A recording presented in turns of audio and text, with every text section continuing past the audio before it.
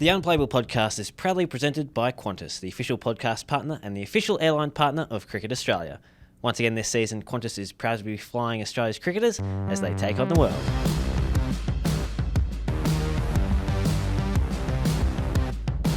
Hey everybody, welcome to the Unplayable Podcast. Day 5 here at the SCG, and Australia have sealed the Ashes win 4-1 with a 5-wicket victory here, and we're now sitting in the Bradman stand to the left of the members here at the SCG. We've just been through the press conferences. Steve Smith, Mitch Starc, Ben Stokes, they've all wrapped up the series. Now we're going to try and do the same. Josh Schonafinger here, joined by Louis Cameron, and it was a bit of a tricky chase for Australia. They only needed 160, but it was a bit tough at some stages today, wasn't it? Yeah, super tough. Very nervy, kind of 40-run partnership there between Green and Carey. Finally got him home. There was a run out of Marnus Labuschagne. There was some DRS drama earlier with Jake Weatherald that really set Ben Stokes off, but overall a really nice. It was a nice day. I mean, Khawaja gets the guard of honour from Stokes, who had been enraged not that long before, and looked like they were going to come to blows with Weatherald, who seemed to be infuriating him. But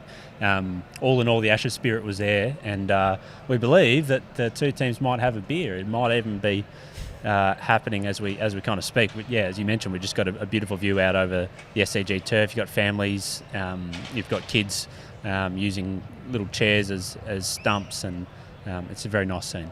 Yes, Steve Smith said that the Aussies have invited England in for a drink. I think that was the case last time as well, wasn't it? But well, no, the last time it was the invitation never arrived, I think, or the door to the England change room never was unlocked, I believe, is the Australian version of events. But hopefully they can let bygones be bygones. All right, so it was a 4-1 victory overall. Let's talk about the chase, because Jacob Bethel was out 43 minutes into the day. He didn't add too many runs to his overnight total of 142, but he did finish with 154. An amazing knock. We gave him lots of credit yesterday, and yeah, he's certainly a player for the future. But in the chase, yeah, there were certainly some talking points. So let's start with the Jake Weatherald DRS decision. Because there were England had a few chances very early on. Bryden cast with a couple of LB shouts, and then this one around the wicket, a slashing shot from Weatherald, seems to have missed it, but England go upstairs, and there's a little murmur on Snicko, Lou. Yeah, and prior to that, it was pretty low quality cricket, really. It felt like maybe two teams who were pretty tired, and I think Travis Head's dismissal not long after that probably reflected that. But yeah, the stuff Bryden Cast was bowling, I don't want to say it too loud because they're within earshot, so I'm just going to lean into the microphone here. But that was some real. I've played 5 tests in this series, and not 100% sure where they're going at this stage. But yeah, he bowls and that ball to Weatherald was an example of that. It's a wide ball. It's a cut shot. Let's be honest, it looks like Jake Weatherald has towed that, and the Snicko shows that faint little murmur. What Stokes said in his press conference just now, and which people who are listening to this podcast, they're probably the type of people who listen to social media. Go on social media and read articles about this kind of thing, and they'll see what Stokes says about it. I kind of agree with, right? He has basically said we can all tell that it's out. The issue, as far as we understand, is two issues. The audio recording device, the technology isn't that good, that there's a superior version. I'm not completely across the details of it, but this isn't the best technology. It's cheaper technology, and the ICC won't pay for the more expensive technology. And the other thing is, it's not that bad, right? There is the ball goes past the toe of the bat, and you can see a murmur, and you think, well, it can't be anything else. He's not shuffling his feet at the time. But Kumar Dharmasena, even if he wanted to, he can't give it out. Because the rules and regulations state that unless you've got the thing marrying up completely and there's a spike above a certain amount of wavelength or whatever it is, only in those circumstances can you overturn a decision and give it out. So that would have been really frustrating for England, because they were on the verge of cracking this game open and maybe wrestling the scoreline back to 3-2. In the scheme of things, maybe that's not that big a deal. They'd already lost the series, but I tell you what, 3-2 looks a whole lot different to 4-1, and you can understand why Stokes was so enraged. Do you want to go into some of the post antics of that? Well, yeah, I guess we should, because Stokes had a long discussion with the standing umpire, Raza, after that was given not out. They could all see it on the big screen, and and that's probably heightened their confusion because the Barmy Army was cheering every time the frame with the murmur came onto screen. The murmur. Because it's not a spike, is it? No. But it is definitely more than a flat line, so there's something there. It was a deviation in the wavelength. Yeah, I guess you could say that. Yes. Yeah, a thickening of the wavelength. The wavelength was flat and then it wasn't. Yes, that's right. And so after a long discussion, we get to the next ball. It's basically a carbon copy. Casters again wide. Weatherald again throws his hands at it. Again misses it.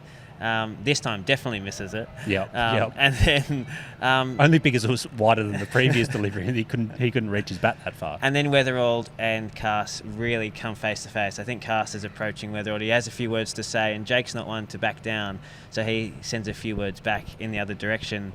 Then Harry Brook comes in for a look as well before Ben Stokes and Travis Head also come in for a look.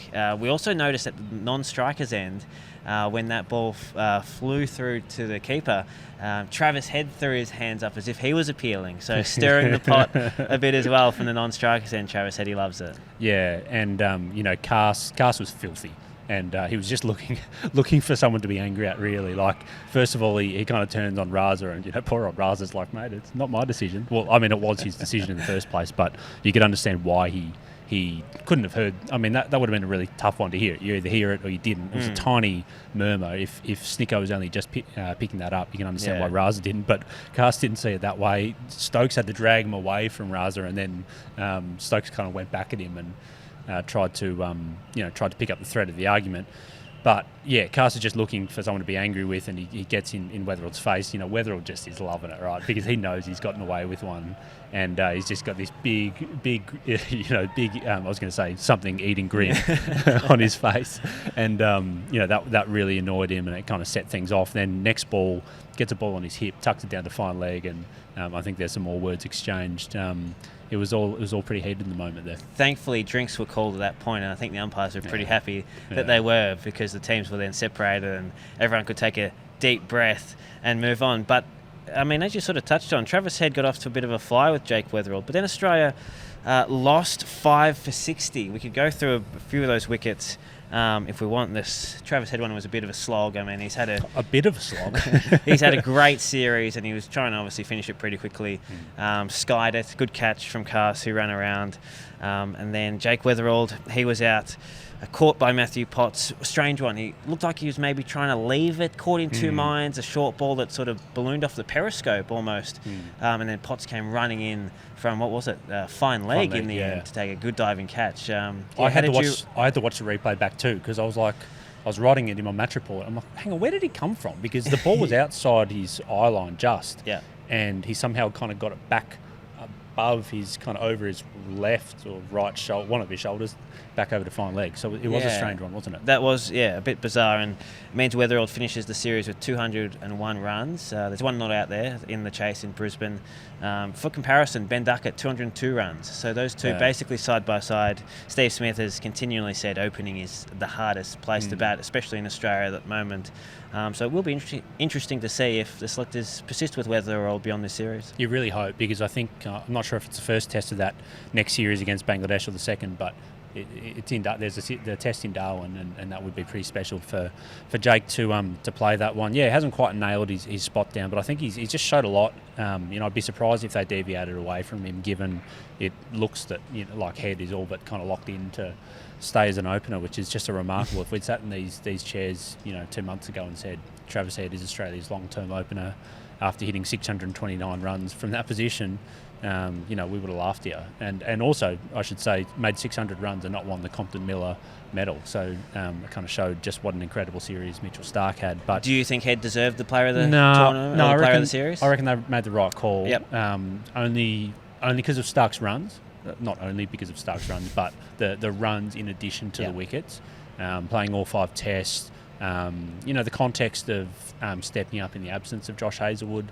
Pat Cummins only played 1 test. Nathan Lyon only played 1 test. That was just a phenomenal performance from Mitchell Starc. I think it's the highest wicket tally by an Australian in an Ashes series since Johnson in 2013-14.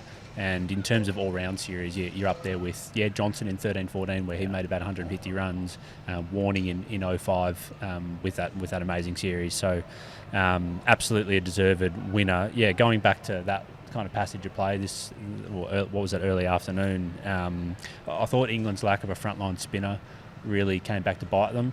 You might have said the same thing about Australia at times, as Bethel, romped to 150 odd. There was a lot of really poor spin bowling bowled in this match. Bo Webster was probably the best spinner in this match, and look, that says a lot, because the guy, I don't think I've seen. Maybe saw him practicing it once in the nets this series, but he basically said yesterday, the less you practice them, the better you get at it.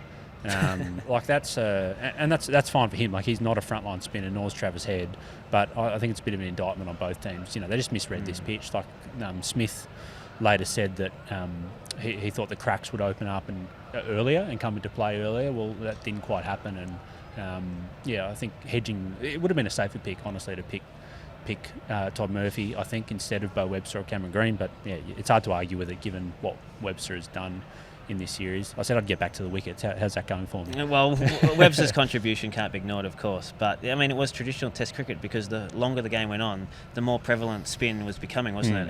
And I think a great example of that was Will Jacks's dismissal of Steve Smith. He's just bowled one of the greatest players of spin bowling through the gate with an absolute peach. And Steve Smith couldn't believe it. I don't think Will Jacks could believe what he's pulled off as well. It hit the foot marks, spun an absolute mile, and it's clipped middle and leg stump. I mean, he's not going to bowl a better ball than that in his entire career. No, and I mean, he didn't bowl many balls that landed in those foot marks at all, and the one he did. You imagine if you had Nathan Lyon bowling on that wicket. You imagine even if, Todd Murphy, he's probably not as good as Lyon yet. He wouldn't be as accurate, but he would have been a real handful. This would have been if we're kind of looking at to the future for England. Doesn't mean they're punting on this test, but this would have been the one where Shoaib Bashir could have played. What did Will Jacks give you with the bat? It was pretty pathetic, really, and how he performed in the field was poor as well. So a really poor test match for him overall. It kind of opened the door, didn't it? Because that was when Usman Khawaja came out to bat.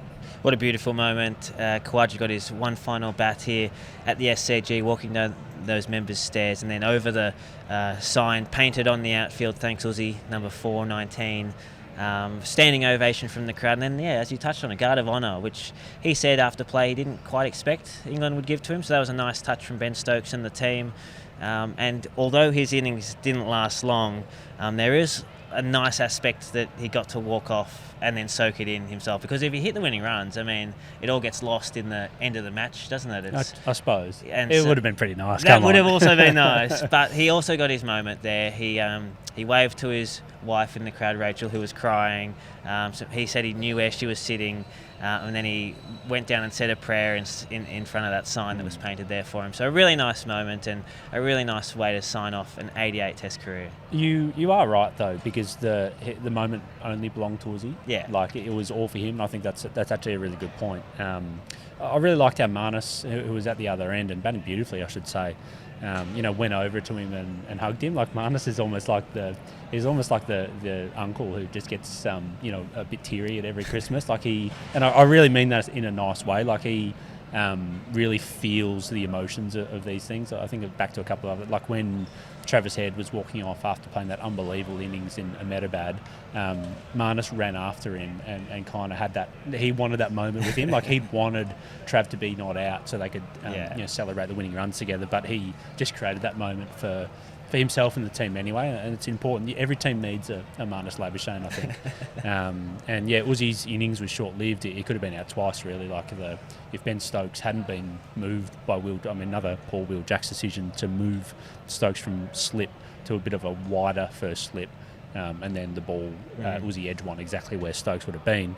But then Uzzy gets this ball from Josh Tongue that kind of comes back. It's a superb spell from Josh Tongue today, I thought. Really reinforces what a talent they've got, and maybe that they should have played him earlier in the series, as we've been going on about. But when Marnus Labuschagne then runs himself out, I heard Alex Carey on the broadcast kind of took responsibility for it, and that he said that he owes Marnus a couple of beers. I thought that was pretty kind from Alex's end. Maybe a bit of shared responsibility, but I don't think there was ever a run there. And he was batting beautifully. Like, he looked like the one who was playing the spin, the occasional turn out of the rough, almost better than anyone. He was hitting through the offside beautifully. He wasn't allowing Jacks or Joe Root to settle the way he was reverse sweeping, and a real own goal to kind of depart when he did. Yeah, and I think Marnus Labuschagne always looks disappointed when he gets out, but there was an especially disappointed feel about today. After he was run out and the bails were taken off and the check was happening, he just stayed in position on his knees on the popping crease, and didn't go back to chat to his partner, Alex Carey, so maybe Labuschagne did blame Carey a bit for that one. But eventually the decision came up on the screen and everybody knew before it said OUT that he was going to be walking off there, didn't it? It was like a man waiting for the guillotine, wasn't it? Like on his knees. It set up this really kind of hairy last little period where all of a sudden, Carey and Green, remember Andrew McDonald spoke earlier in the series about promoting Alex Carey above or up in the order when Green was at 5, so that they could keep them together, because they like the combination of those two batting together. I mean, they could have run each other out 4 or 5 times, including twice on the same ball, when there was a hairy single, bit of a mix-up. They finally went for it. Green's kept running way past the stumps, and there's some overthrows, and Carey's all the way down halfway down the wicket, thinking, not only can I get back for a second run, but can Cameron Green basically run 2.5 runs from how far back he was coming, and then he hesitated. It was kind of crazy stuff, and it just felt like every single was really nervous. You go back to the Weatherald thing, if they'd been able to make that breakthrough a bit earlier, and if their new ball bowlers had bowled a little bit better, things could have been really different. Like, this was a knife's edge chase. I know it will end up saying that Australia won by 5 wickets and they had some decent batters in the sheds, but I'll tell you what, if you got your bowlers, Nisa, Starc, Boland, coming out to bat, needing to hit 5-10 runs, all bets are off. And of course, Ben Stokes wasn't there. He couldn't bowl either with that adductor issue. And then Matthew Potts, Ben Stokes didn't have the conviction to go to Potts, who was hammered in the first inning. So he went mostly to spin. And then Josh Tongue, as you touched on, 3 wickets, takes him to 18 for the series, an amazing return from only 3 tests. It was basically last man standing stuff for England. I mean, there's been Stokes, valiantly trying to play through this injury. He's lost 3 of his fast bowlers. Carson Tongue were really the only frontline bowlers he had left. I mean, Jackson and Bethel and Root were just not up to it. Like, that was just, collectively, what have they've kind of conceded 60 odd from around about 12 overs. 12 overs, on a wicket that's turning a lot. And they still, Australia still were 5 down. So they just ran out of troops at the end of. Yeah, and if we can reflect a bit on the squad, I mean, we were a bit surprised when they picked 6 frontline fast bowlers for this series, but I think if you go back and listen, Kane Richardson was saying that there will be 1 or 2 who break down. I don't think even he would have expected that their main 3 were going to break down. You've got to have experience bowling in these conditions. Mitch Starc has spoken about that a lot. He flagged it before the series even as well, didn't he? So that has certainly let them down and left them, very short-handed when it came to the back end of the series, because, with a few more troops able to contribute on the final couple of days, who knew here? Yeah, well, it feeds into this narrative about England being potentially underprepared and not really knowing who they were as a team. Interesting, what Ben Stokes said in the press conference just now. He said they were in an interesting place as a team, and that basically what we've achieved in the first 2.5 years as a team was excellent. They wanted to build on that, and they want to grow. And if anything, they've done the opposite. I'm paraphrasing him there, but I think that's a direct quote. So they've basically regressed from probably over the last 18 months. I think they've won 5 of their last 17 tests abroad. Wow. I think there's 10 defeats in their last 18 test matches, home and away. You imagine if Australia lost 10 out of 18 test matches, full stop, Andrew McDonald is out of a job. There'd be an Argus review, wouldn't there? There would be, yeah. There honestly would be. And I reckon it's worth highlighting. We have very high standards of our cricket team in this country. And England, for whatever reason, don't, and they've been allowed to. I'm not saying that Ben Stokes is happy or Rob Key or anyone is happy with how they've gone, but the standard is a lot lower. And it's not for a want of trying with Ben Stokes. Like he's clearly, I think everyone agrees he's the man to take him forward. Whether McCullum goes with him on that journey is an interesting one. Stokes said that he has his full support. If he gets asked by the ECB, like he will 100% back him, and said he's a great coach. But ultimately, the decision doesn't rest with him. So it's a bit open, that one. Yeah, so England's next Test series is against New Zealand at home in June. Australia's next Test series is against Bangladesh, also at home. That's in August.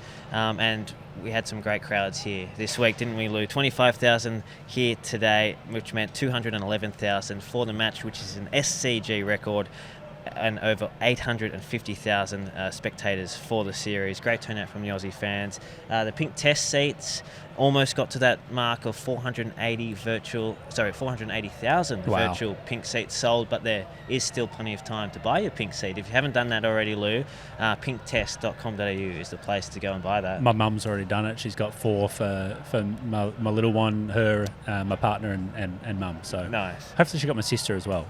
If you haven't, mum, get May as well, please. Yeah, so pinktest.com.au, get your virtual pink seat and help out a really good cause. Lou, let's look ahead now to Australia's next assignments. There's a T20 World Cup on the horizon. There's those tests in August, so a bit of a gap there, 6 or 7 months until their next test assignment. And also they'll have the IPL, I guess they're playing as well, a few of them. Yeah, that's right. I mean, while Ben Stokes is talking about having tough conversations with some of his underperforming teammates, Australia's conversations aren't so tough. I mean, the only tough element is, probably McDonald and Cummins, saying to Mitch Starc, hey, we'd really like you to get to 2027. Hey, Steve Smith, we'd really like you to get to 2027. That'd help us a lot. It's basically how long can the careers of these veterans go on for, because we're not seeing a whole lot of drop-off. I mean, Khawaja was probably the one over the last 18 months that we saw some regression. There were probably those question marks over Nathan Lyon. Well, he bowled beautifully in Adelaide. Yes, he's done his hamstring, and it's probably more of for all of them, it's a physical concern. Can Hazelwood, can Starc, can these guys keep backing up series after series into their late 30s? For Steve Smith, I guess it's a case of wanting to do it. Like he basically said in his press conference just now, like, if I wake up, I might wake up one day and just want to stop. It's hard to see that for someone who is so invested in the game and who seems to have cricket as at the centre of his life. How they manage him will be really interesting. Like he lives in a different country now, essentially, and I think it's a good move to get the most out of a guy in the twilight of his career. So that's where things stand for Australia. I suppose it's an interesting one how their bowling attack functions with Cummins, Starc, Hazelwood. Like even if you can keep them going on, like you're going to need your Neeses, your Bolins, your Doggetts, Jai Richardsons. You're going to need them a lot more. And have Neesa and Boland shown a new way forward for your likes of Fergus O'Neill, your Xavier Bartlett's, these kind of guys, because those guys showed that if you can bowl really accurate 125, 130, they're probably not as slow as 125, but around that 130 mark, accurate stuff and never miss, you can be a handful in Test cricket. And I'd expect some of those bowlers to maybe push for spots in the next few years if we can't get guys like Beardman, Vidler, Jai Richardson. If there's going to be a question mark over their durability, we might start looking at some different type of bowlers. Yeah, and it's probably a good wrap for the domestic scene as well, because even though Boland was into his 30s when he debuted, Neesa's well into his 30s, and so they're not necessarily Webster as well. They're not necessarily looking to the next generation. They're looking for the best players to win the next Test match, which leads me to my next point about potentially when these greats of the game do want to retire, do they look to maybe make sure that it's staggered, these retirements, so that there's not a big gap like we saw at the end of the 2006-7 Ashes series, which left Australia reeling for a few years in the aftermath. 100%. Yeah, but it's entirely dependent. You can't carry these guys if they're not performing. Yeah. At the moment they are, and they have been for the last 4, 5, 6 years. I've kind of been thinking the last couple of years, it's like, and I'm 100% sure, Andrew McDonald will be feeling the same. They'd be looking at these guys and going, like, not many fast bowlers are any good basically past 34, 35, 36. Well, they basically had 3 in this Test match. Nisa, Boland, Starc. I think they're all over 35. That's incredible, really. So.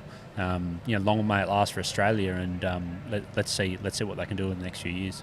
A great series as well for Alex Carey, 28 dismissals, one short of the all-time Test record in a series. That was Brad Haddon, who took 29 in the 2013 Ashes series. But I don't think Haddon had to stand up to the stumps as much, to the fast bowlers, as Carey did in this series. He was just unbelievable, and Steve Smith called his performance this series incredibly and the best keeping display that he's seen. Yeah, 100% agree. Was Brad Haddon's in 2013 or 2013-14? No, it was the one in England. The one in England, yeah. So what that would have been Johnson and your Bollingers and... Siddle probably. Hilton House might have made that one. Yeah, Siddle. We'll have to double check that. Yeah, that's right. So incredible performance. Maybe the making of his career. And it's been a slow build for him. Like, there looked a period there where Josh Inglis was nipping at his heels, but his performances over the last 24 months have been superb. All right, Lou, that's a wrap from the SCG Day 5 here. Australia win by 5 wickets and they win the series 4-1. A comprehensive victory across the board from Australia. It's been great fun bringing you the Unplayable Podcast after every day of the Ashes series so far. Thank you to Qantas for sponsoring the podcast, and we'll catch up with you next time we catch up with you. Not quite sure when it will be, but we'll have coverage of the T20 World Cup, of course, and whatever else is next.